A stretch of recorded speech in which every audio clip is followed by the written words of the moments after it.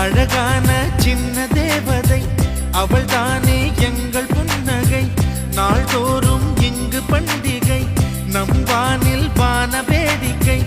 இதுபோல சொந்தம் தந்ததா இறைவாவா நன்றி சொல்கிறோம். உனக்கேதும் சோகம் தோன்றினால் இங்கே வா இன்பம் தருகிறோம். சரவெடி போல் சேர்ந்து நாம் சிரிக்கலாம்.